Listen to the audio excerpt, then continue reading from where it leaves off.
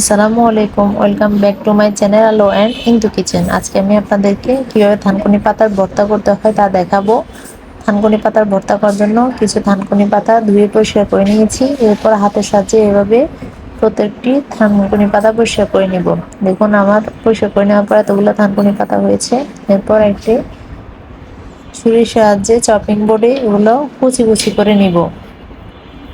থানকুনি পাতাগুলো দেখুন আমি যেভাবে কুচি কুচি করতেছি ঠিক একইভাবে আপনারাও এগুলো কুচি কুচি করে নেবেন। আমার সবগুলো পাতা কুচি করে নেওয়া হয়ে গেছে।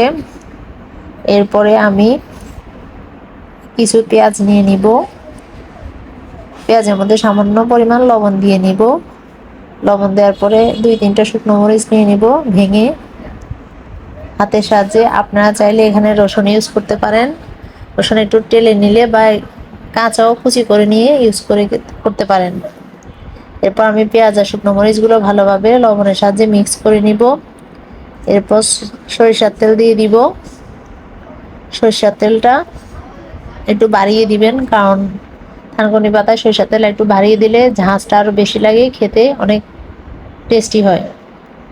এরপর মিক্স করে নেওয়ার পর আমি থানকুনি পাতাগুলো দিয়ে নিলাম।